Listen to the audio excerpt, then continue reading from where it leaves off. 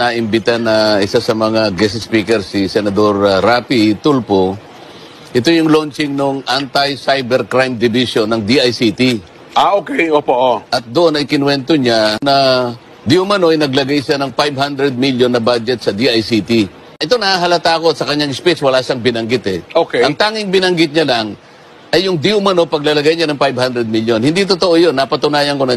Pwede ba niyang imbitahan na lang kayo doon sa kanyang vlog at kayo ay magtanong sa isang maginoong tanungan, sa isang healthy discussion, Kong?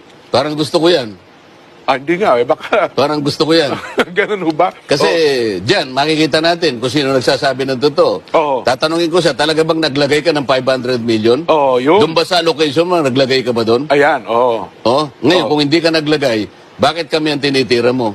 Sasabihin Ngayon, tatanungin ko siya, Oo. kabisado mo ba ang problema ng ating internet, broadband and internet mobile? Ayun. Kabisado mo ba yun? Oo. Kabisado mo ba yung kuryente? Kasi chairman ka ng kuryente. Pwede ba tayong mag-usap dito? Ayan. Pwede mo ba akong tulungan dito para Oo. maibaba natin ang kuryente? Oo. Dito pagtalunan natin. Ayan. Ngayon, gusto mong mag-vlog.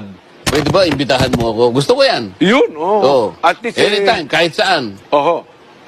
At least ito, Kong, kumbaga ay healthy discussion. Healthy lang ito para sa taong bayan. Huwag na Oo. nating, walang personalan ito. Ang gusto ko Opo. talaga, ang taong bayan makinabang. Opo. Ayaw kong nami-mislead.